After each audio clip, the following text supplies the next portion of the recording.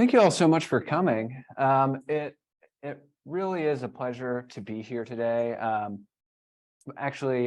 finished my PhD at Tulane now 6 or 7 years ago, and this is my first time I've been invited back to talk in Louisiana.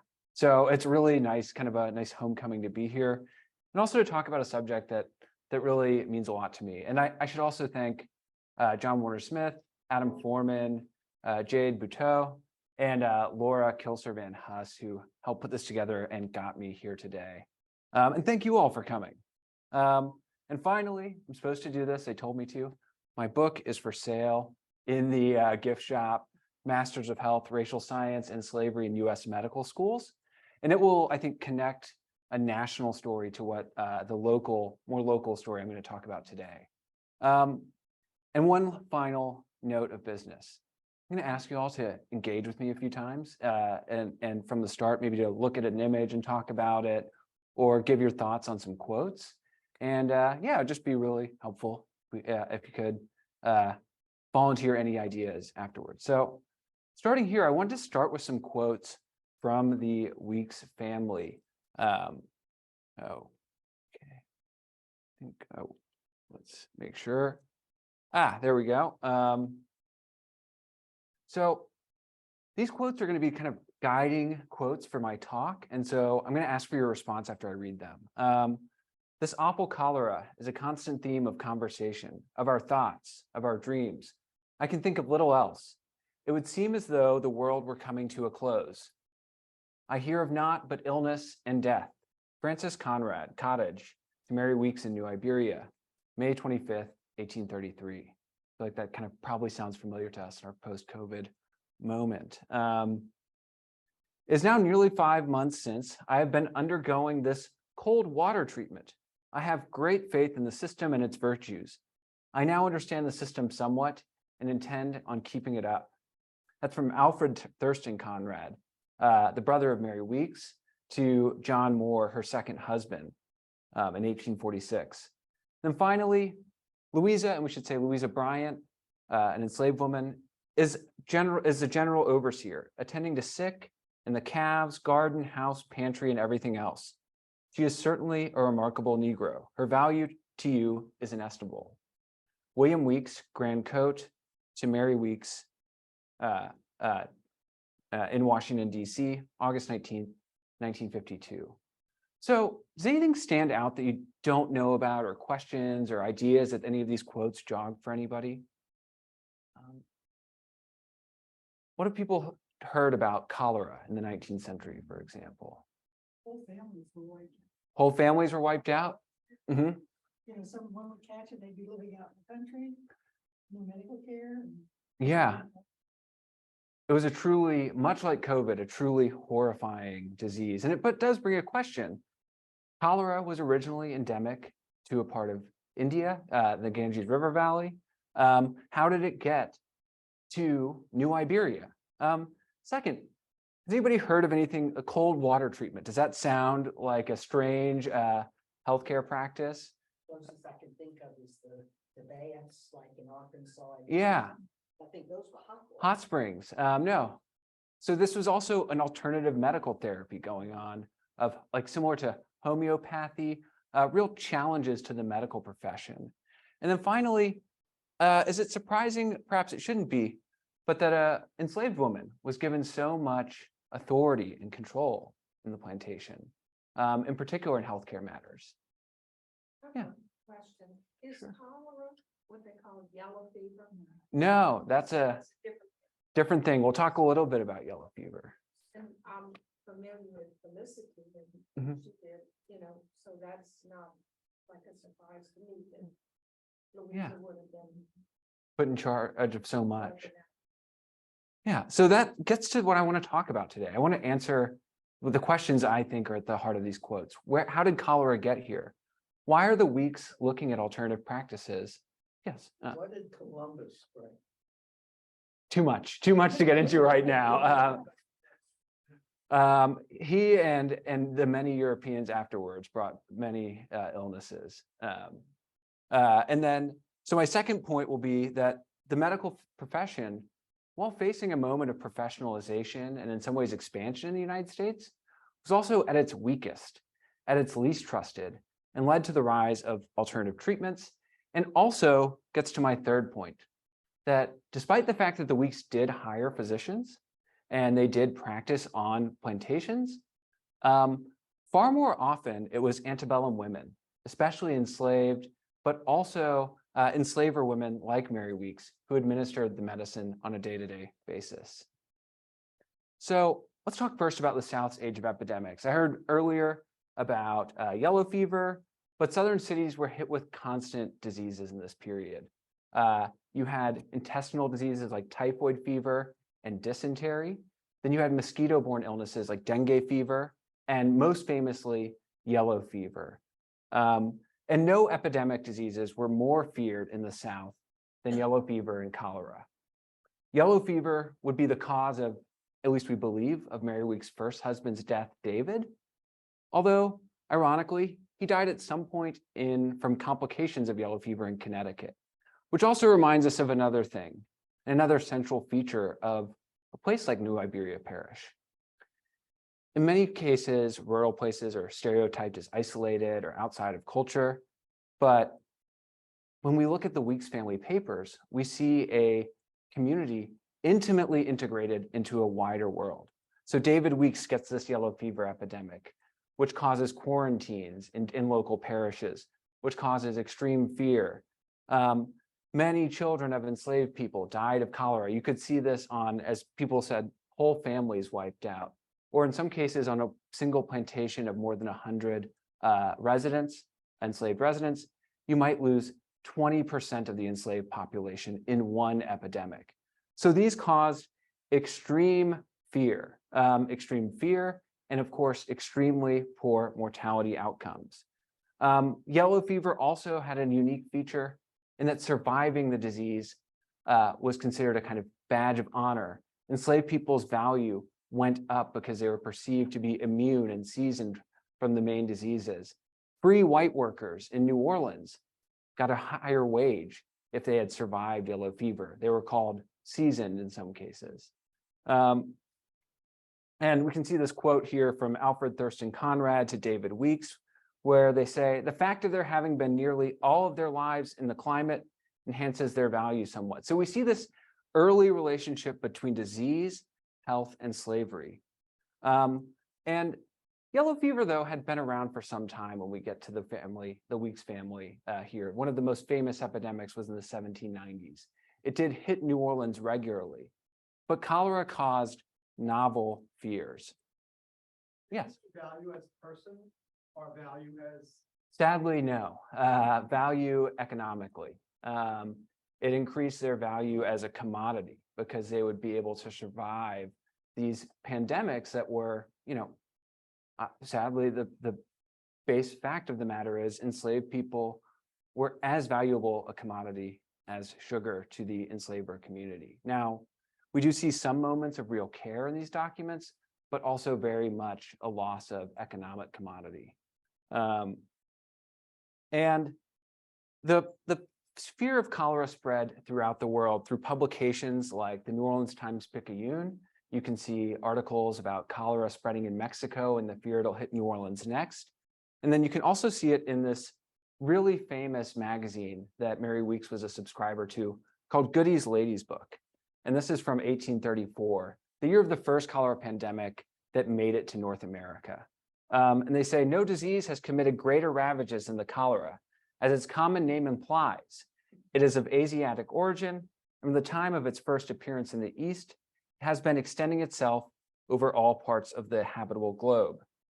Passing from Turkey into Russia, it desolated armies of the mighty autocrat. In France, it leveled the mighty and the mean, notwithstanding our fancied society, or our fancied security. It has traversed the Atlantic and is now raging in all parts of the continent.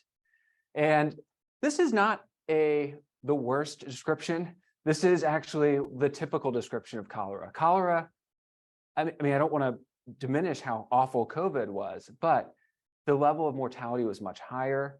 you could literally see, 10, 20% of a local community die in relatively short order, especially if the outcomes were very bad.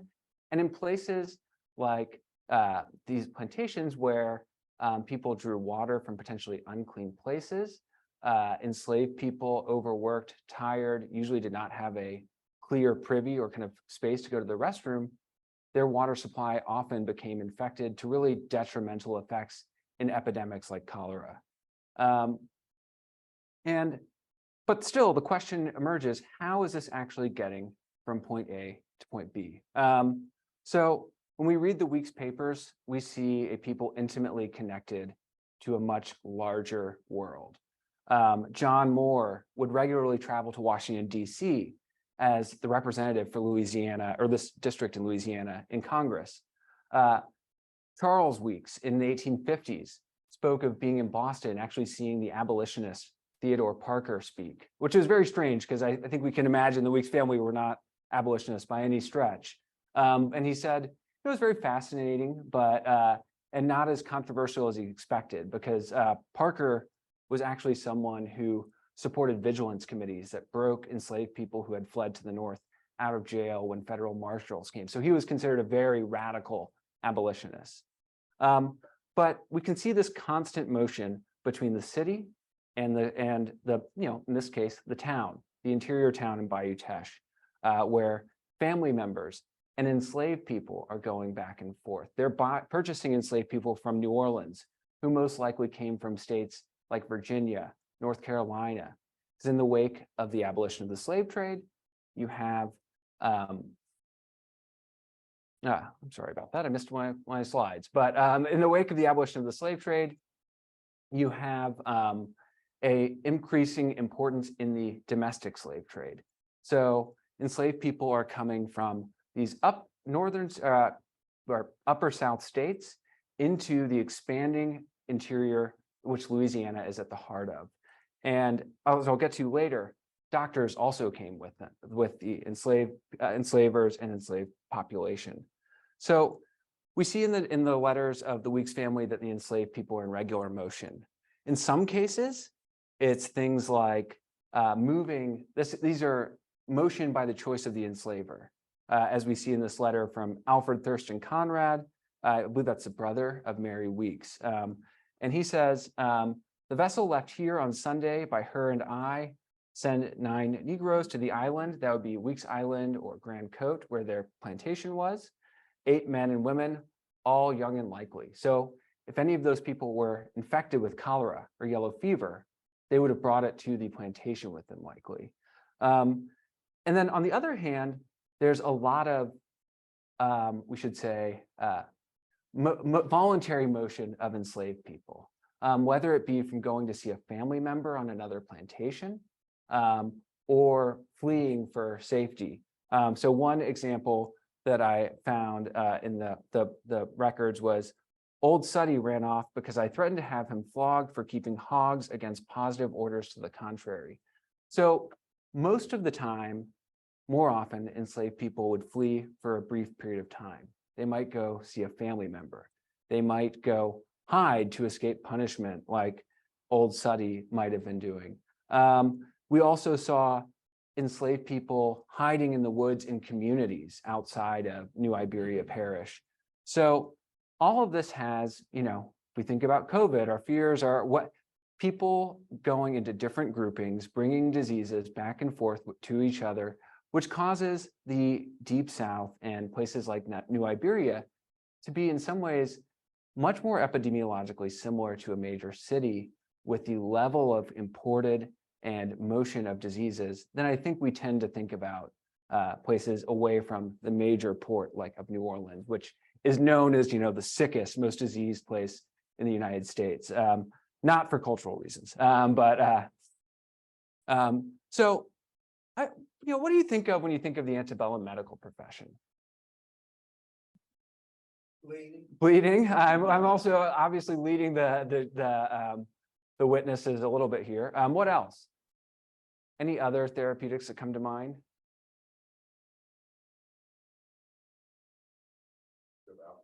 Use of alcohol. Actually, one of One of the cholera cures that Mary Weeks clipped and put into her book was like a pill of opium and mint, and then you mix it with brandy to go down. So, certainly won't be feeling too much, at least. But so yeah, use of alcohol. They also use tobacco in medicine, bleeding. But more critically, let's look at some of the basics of antebellum medicine. This is actually a lecture happening in a medical school in London. Yes. So this question may be too early on, but I'm familiar with the old Cajun French traiteur, which was sort of a medicine woman who healed with herbs and prayers. I don't know if that's part of your lecture. It's not, but it is a part. I mean, it's very similar, this kind of broader whole folk healing culture. So often, I think we put a kind of false dichotomy of people of African descent had a folk healing culture, and white folks used doctors. That's not really the case. In much more often, it would be people seeking out healer women. My understanding, and I'm far Sure. from an expert on this, is that the traiteur wasn't necessarily someone who would cure cancer. Mhm. But if you had a mole that you wanted to take off your face, or if you had a desire for something that was somewhat medical or something physical on your body, the traiteur would pray over you and the work would go away or whatever. I mean, that was sort of my understanding from growing up in here in South Louisiana. Yeah, I think. Actually, Oh, sure. I was treated when I had asthma, Mhm. and I think she was here in Liberia. Mhm. Well, my father, and she cured Ah, Yeah. That's, I mean, you hear those stories, you hear me. reports like that all the time. Yeah. Yeah. Well, there are still traiteurs around, but they don't talk enough much. I know in nursing. In fact, there was a movie filmed here in South Louisiana.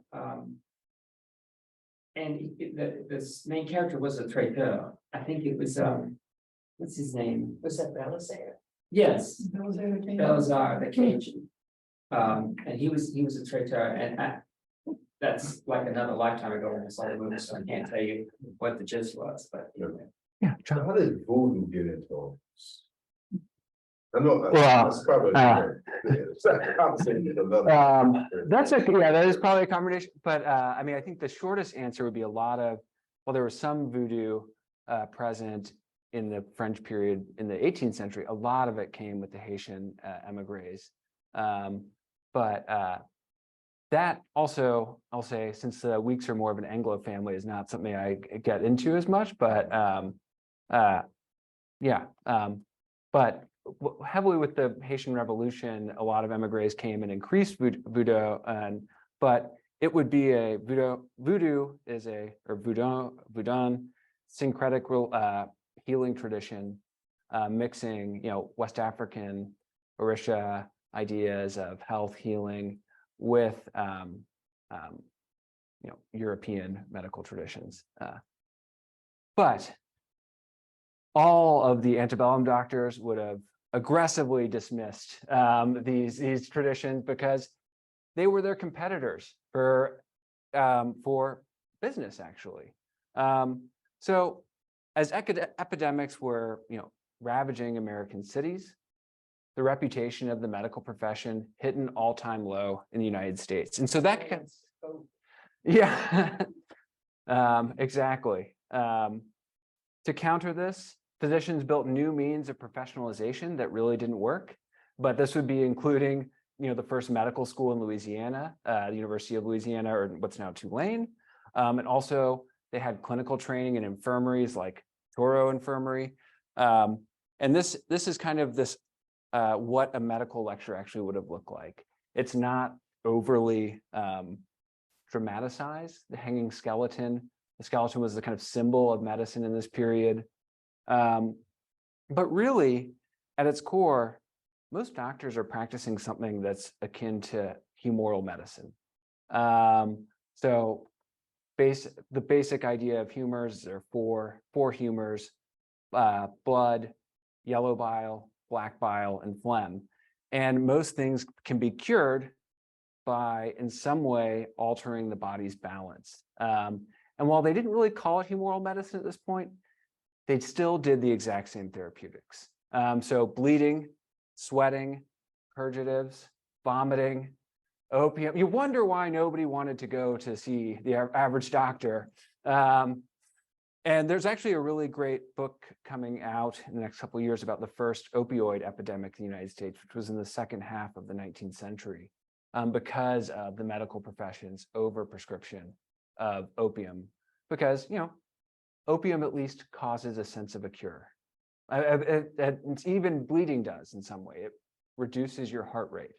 But by the 19th century, in the face of these terrible epidemics, people, increasingly even the wealthy, like the Weeks, decided that medicine might not be always the best option. It's not to say they didn't use physicians. They definitely did, and the records show that. But on a day-to-day basis, you're much more likely to get a local healer whose therapeutics are not going to be as aggressive. They're not going to be as, frankly, violent as mainstream medicine. So on the plantation, physicians followed along the spread of the plantation economy during this period. And they had usually like a contract, an annual contract with the plantation for maybe $100. And they really worked in this context for the enslaver, not the enslaved. I mean, I know it's not surprising, but when we talk about medicine, we talk about the doctor-patient relationship. That is not the dynamic here.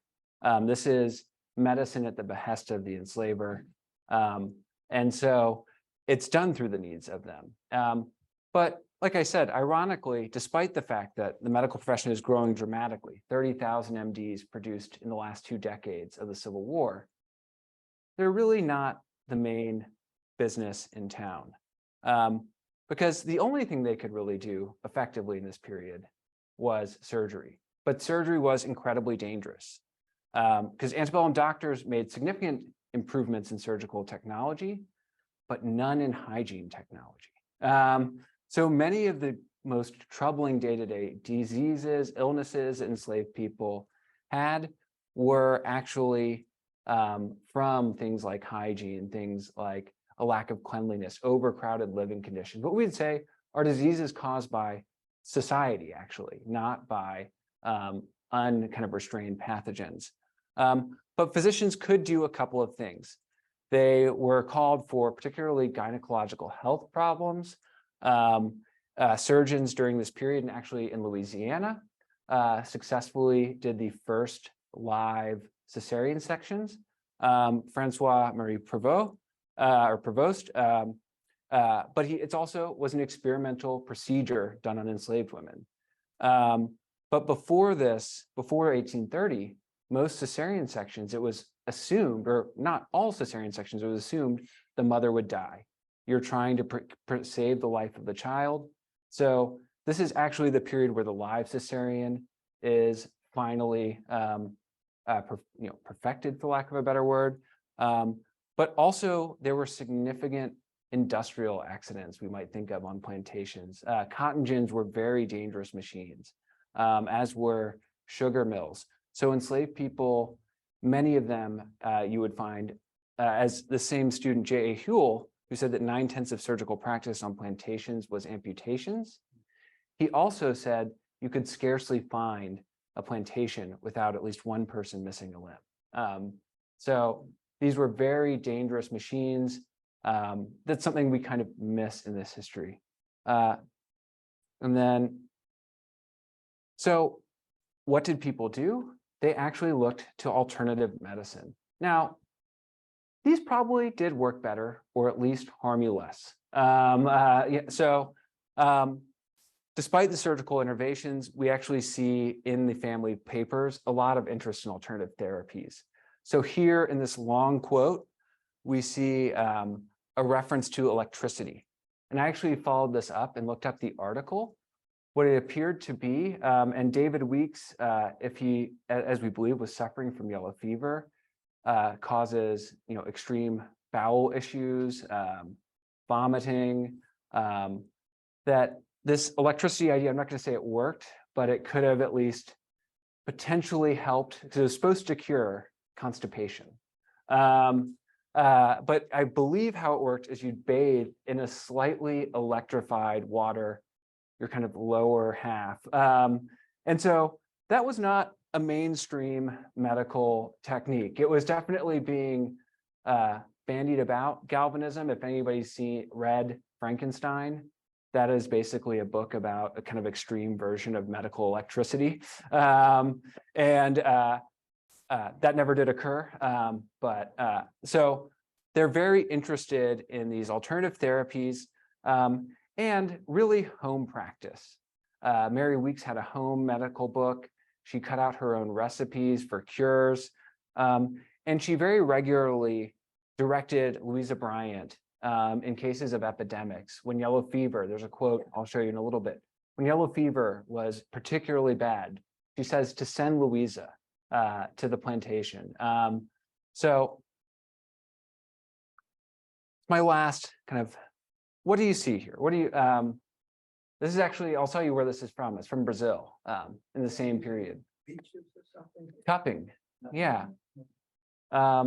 These are enslaved healers in Salvador de Bahia. There aren't so many pictures to where there are tons of them from New Iberia Parish. So I wanted to show some illustrative images, but this is a very famous painting of enslaved people practicing their West African barber surgeon traditions in Salvador. But many of these same types of traditions obviously came to places like New Iberia, came to Louisiana, and were really the type of healing and healthcare that enslaved people sought out themselves and wanted. So in addition to everyday domestic work at Shadows, Louisa oversaw what they called the sick room sometimes, or the sick house. And this would be a special room designated to folks who were ill. And while it was hardly a quarantine, at least there was you can see that kind of intuitive sense that you need to separate the ill from the well. And Louisa Bryant was regularly sent, as I said, to Grand Cote to cure many different, and work on many different everyday illnesses. One of the things that came up over and over again is rheumatism, and old Peter, who was suffering from rheumatism throughout this period. So one of the things that focus on cholera, what we miss is actually the everyday health complaints of enslaved people. Unsurprisingly, agricultural labor in South Louisiana was incredibly difficult, incredibly debilitating on people's bodies. In the case of cotton, they'd be carrying 100 to 150 pounds of cotton by the end of their picking load. So this would come with rheumatism, was a very common complaint on plantations, arthritis, as well as physical accidents. Recovery from corporal punishment is another theme that we see on plantations. And then also more common illnesses like measles, mumps, pneumonia, colds, pleurisy, other lung ailments, and fevers.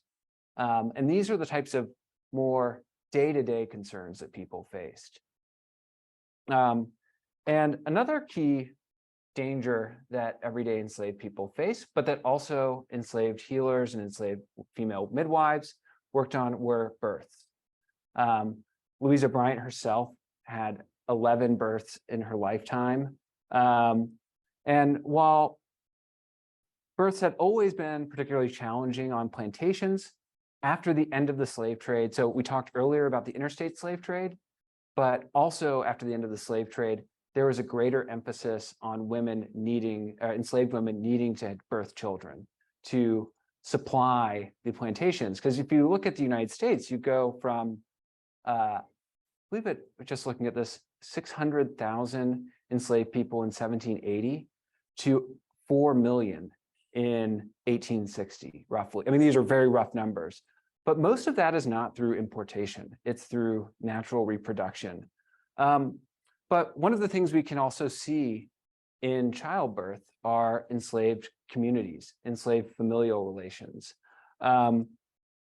So births, when they were not, frankly, to use this term, intervened upon by physicians, the desire was to have only women from the enslaved community in the birthing room. Women would clean each other, trying to make as sanitary as possible. And like I said earlier, doctors did not have a good sense of hygiene. To put it mildly, it was actually a point of pride and like professionalization to have a bloody vest. Enslaved women, though, had different traditions of healthcare and birthing practices. So infant tetanus was a big problem in doctor overseen births because they would try to cut the umbilical cord early.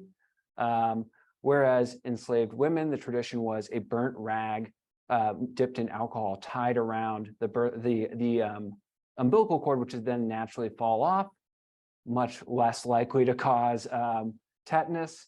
But granny midwives, likely Louisa was, and overseeing births, would give baths of liquor, infusions of rum to bathe the child in, once again, preventing infection. Even though they don't think of it quite in those terms, there's an intuitive nature to alcohol as a disinfectant. And so and enslaved midwives also administered to women concoctions of whiskey and clove to endure the pain of childbirth. This is another kind of likely aspect of, there were kind of racist stereotypes in the period that Black women did not experience pain during childbirth. And one historian, Sasha Turner, argues that this is actually physicians observing enslaved women both having taken this kind of pain concoction, but also a West African practice to avoid expressing any sense of pain while giving birth. So that was seen as a kind of sign of dishonor. So that again gets reinterpreted through the kind of racist lens, frankly, of antebellum doctors as Black women don't experience pain while giving birth, which is obviously makes no sense. And we can also, though, this is the interesting dynamic of somebody like Louisa Bryant. Despite this kind of being a peak period in a kind of pro-slavery discourse, a very kind of public racist discourse around Black people and enslaved people, her family, or the family that owns her, is constantly praising her technical skill. You see this, I never saw any letters where they're saying, Dr. Mead, who's quoted here, is an amazing physician. I'm sure he's fine, but they constantly are praising Louisa. And this is just a picture of another enslaved healer who became very famous in the 18th century in Suriname, Grama Nkwasi. I couldn't find, and I don't know of a picture of Louisa Bryant, but so here are some quotes that are given. Louisa is quite well now and has been of good service to Allie. Allie has been quite sick. She is indeed the best Negro about a sick room I have ever met with. Dr. D.E. Mead, home to Mary Weeks in New Iberia. Louisa is general overseer, attending to sick, the calves, the garden, the house, pantry, and everything else. If the yellow fever appears in Newtown, Ma wishes you, and that's Mary Weeks, send Louisa and, pardon this dated language, the mulatto servants to the canal house and to give Fanny charge of Louisa's affairs. She wishes fires to be made in the two pantries in the cellar to purify the air. And then before we get to our conclusions, and I love any questions, we have one thing that's also worth noting. Medicine is really emerging to become the kind of profession it is today, and both for good and for ill. Physicians are very good at treating a specific illness that comes up, and particularly kind of traumatic injuries. They weren't very good at it in this period, but that's how they viewed medicine, as pinpointing a very specific symptom, problem, and fixing it. They were notably poor in bedside manner. And I think it's something physicians could still work a great deal on, in my experience. But African diaspora healing, and we should also say this is true of indigenous folk healing and European folk healing, at least in a very broad sense, these healers often have spiritual and communal components as well. And they're not simply treating just a specific wound. So they provide emotional care and emotional support during really difficult times. For example, enslaved women doctored people who had been whipped. For example, they put castor oil on people's backs to prevent their kind of wound from scabbing into their shirt and reopening the wound afterwards. They also, apologies, I know these are really grim things, but applied boiled Jerusalem oak to wounds that would get maggots in them. And those who survived to be elders in the community ended up not just taking care of their families, their children, but being revered figures in the society. So as historian Charlotte Fett says, and if you're interested in learning more about enslaved healers, it's one of the best books on it is this book, Working Cures, Healing, Health, and Power on Southern Slave Plantations. But she says slave women who survived into their 40s extended their work from the more immediate care of their families to attend to their entire communities. Thus, we can see the really critical role that a woman like Louisa Bryant did in, keeping a community in the face of one of the worst institutions, the everyday violence, the difficult, incredibly difficult labor of slavery. And these women really, were kind of the glue that held those communities together.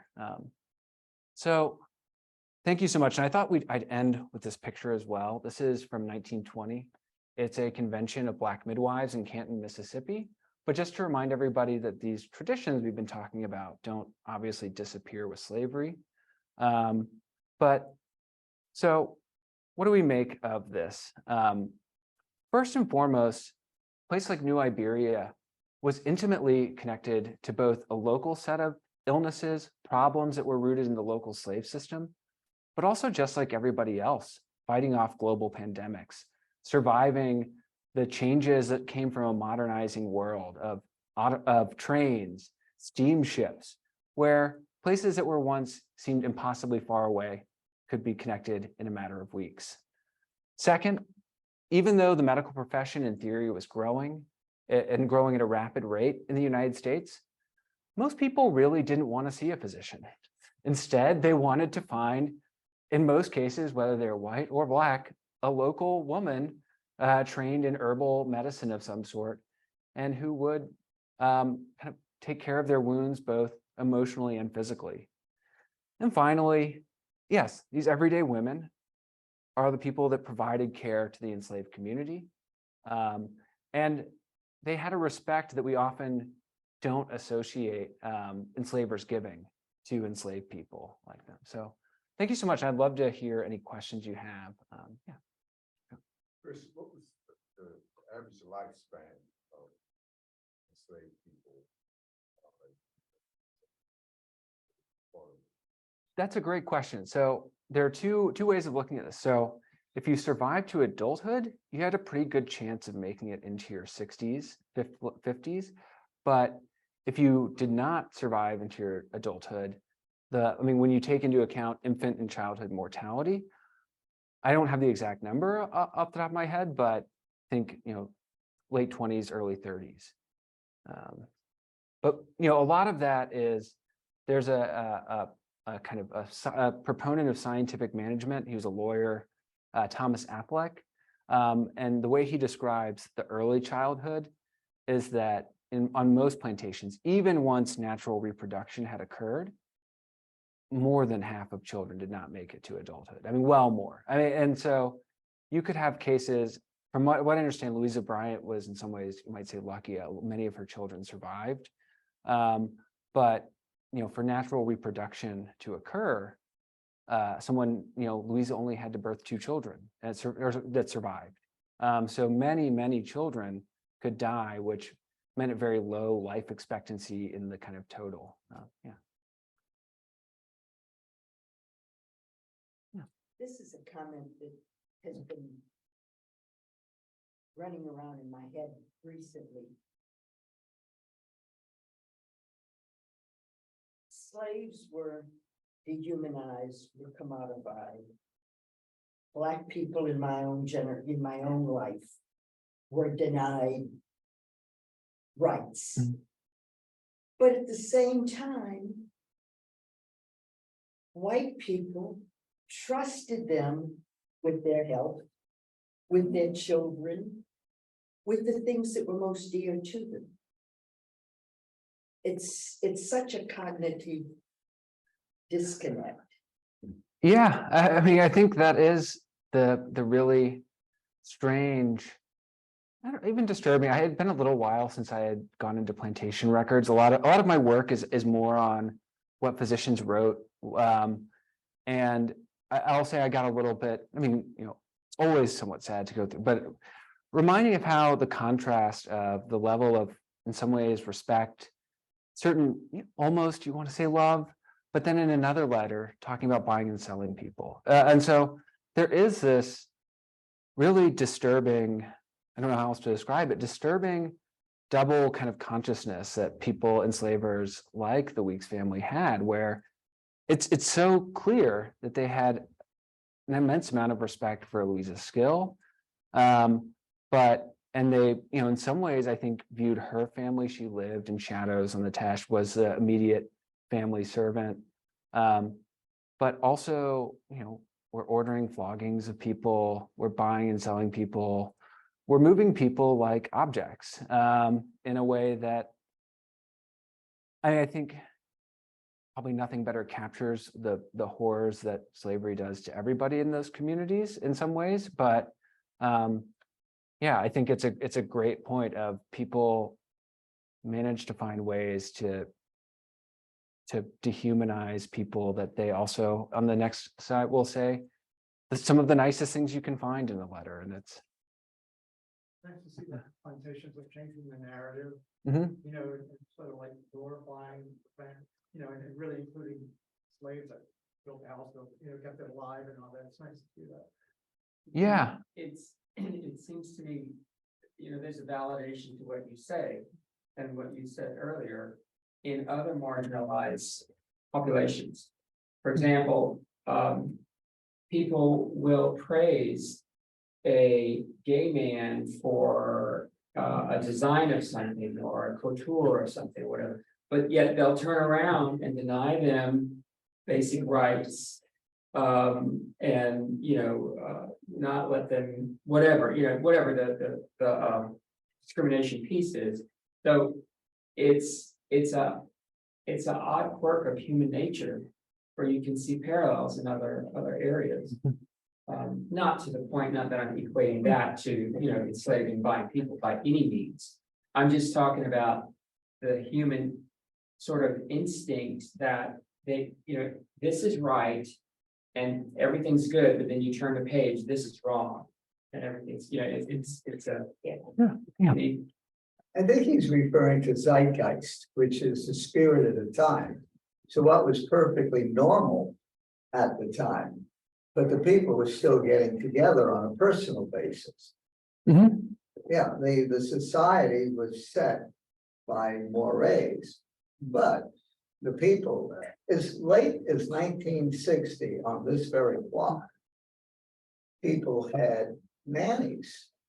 And when the nanny got older and the children left, they took the nanny and another one came in from the same family. I know this to be true. I believe that. This is true on East Main Street.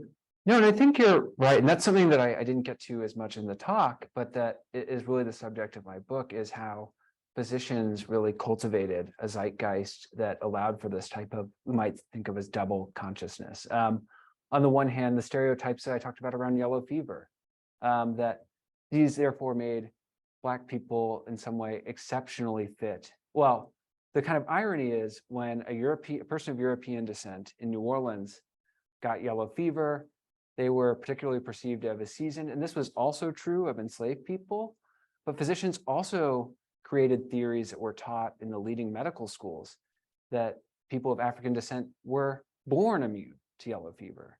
What a convenient idea, that your class of laborers that you've settled on are specifically fit for work in this environment, in this.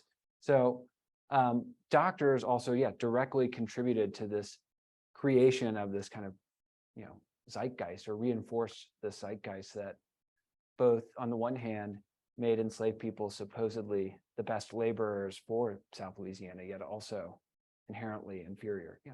In all of your research, have you ever come across letters where people say, white people, this feels so wrong, or this is. Did anybody ever like voice that opinion? Yeah. Yeah. Anybody with conscience, but at some point in their diaries written, oh my God. What's frustrating and interesting in certain ways is even amongst Northerners, you'll find more moments like kind of, they're sad and but they're very paternalistic usually, like, oh, the poor slaves, but they don't really also see them as fully equal humans either. Like there's a figure that I talk about in one chapter of my book, physician Jeffries Wyman, who ends up becoming like the curator of the Natural History Museum at Harvard, teaches for a long time in Richmond at a school called Hampton-Sydney College. And he and his friend in Washington, D.C. intervene on behalf of a Black man who's being beaten by a driver. And so showing real, I would say, empathy, showing a real willingness to actually intercede on somebody's behalf. But he's also probably the most racist figure in my, I mean, maybe that's it's a stiff competition, I suppose. But he says, the worst things also about Black people. And he also is interesting because Black people who are experts much more in the natural environments he's going to will actually supply Harvard with specimens of animals for their museum, body parts. And so he, on the one hand, once again, sees an expertise that he doesn't have. Yet on the other hand, they're the types of things I'm not going to say, but as bad as you can imagine, and as kind of strange as stereotypes about race and health as almost any Southern physician you'd find. So there are definitely people with empathy, but I think, outside of really true blue abolitionists, most white people, even if they thought slavery was horrific and a barbaric system, they also tended to also be fairly racist themselves. Louisa's such a just fascinating person to talk about. Yeah. That, and I know she didn't have much choice in the matter, but she was putting herself at great risk and caring for enslaved and for family members sick, and I think sometimes about, I remember reading Booker T. Washington's Up From Slavery, and he talked about how enslaved people actually were very loving people, forgiving and caring people, the same people who, enslaving them and treating them horrifically, sort of in brutal ways, were showing love, and I wonder how much of that was in her. Was it? Yeah. I don't know how much you studied of her, but information available about her. I mean, she had no choice but to do it. It's totally. That was the system. Just, But she chose how she did it. yes. And I think, And I think it's an interesting question. That's the kind of, I don't know, when I teach African American history to my students, the kind of historical figures I grew up in the suburbs of Birmingham, Alabama. I grew up in a infamous city, but also a city with like heroes who transcended the treatment of them. Like you're saying, like that maybe, Louisa also did bring a kind of generous, loving spirit to a work that, one could imagine would be much more fulfilling than a lot of other plantation work, and actually communally beneficial, even though it wasn't at her behest. But I do think that kind of tradition that you're talking about that's in Washington, I think is in the rhetoric of people like Bayard Rustin, Martin Luther King, I mean, even in the Poor People's Campaign today, like of true love, forgiveness, that you know, that's what gives me hope. That's why I try and teach my students as the salve for what feels like a kind of a grim time, and the pandemic, all the kind of murders of people like George Floyd, like Yeah. that. Or the church shooting of the black church, what was it? In, Austin? Oh yeah, Dylan. Yeah, and they just showed active forgiveness from him. Yeah, It was remarkable. You think that they were hated God, was praying for him to, you know, execute it the next day, but it was, Yeah. it was love that, I think that their heart was there, that they showed. And I think that triggered something in the minds of people that hadn't been there before, for them to show that act of forgiveness and love at that moment, you know. yeah, and it kind of reminded me of something I hadn't thought of that I had in my slides, but didn't mention, of how I think different kind of public acts of commemoration can be powerful for healing. But Yeah. if you're ever in, wait, oh, sorry, how does this, can you go back 2 or 3 slides? Oh, okay. This is a sort of sculpture garden in Montgomery, Alabama, done by a woman. Her name is Michelle Browder. It's called the Mothers of Gynecology Monument. So something I didn't mention in the talk, but when the cesarean was pioneered on enslaved women, you know, we'd have to say unconsenting enslaved women as well. 2 decades later, repair for vesicovaginal fistulas, which was one of the worst kind of gynecological ailments on a plantation, was, you know, fixed by physician J. Marion Sims, but also by the enslaved women who suffered from the illness. And Michelle Browder, in the last few years, put up this beautiful monument. I mean, Montgomery is one of the best cities right now for civil rights, African-American commemoration. The Lynching Museum is incredibly powerful, disturbing, of course. Mrs. But- Bernstein. Yeah, the RJI.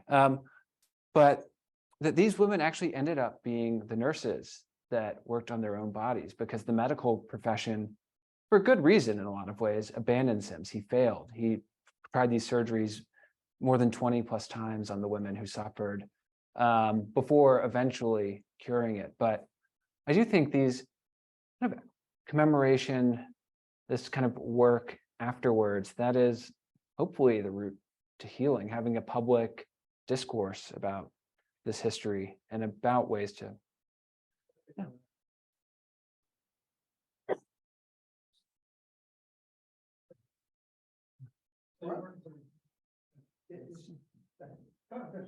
Is there any statistics on the survival rate of the mother versus the baby when they do this cesarean? Was it sort of sacrifice the mother to get a baby? So, you know, I don't know if there are any statistics on that. Probably not, frankly, in this period.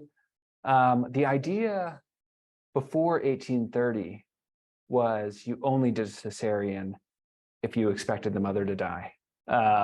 So it was a sacrifice, the mother, but it was also, the mother was not expected to live by the point you're doing a cesarean section. So it's not quite as cold of calculation as that. But yes, that was essentially it, because people couldn't survive. So it was expected the mother would die, and that's when they would do a cesarean. Yeah. Any more questions? Quick question. We have a monument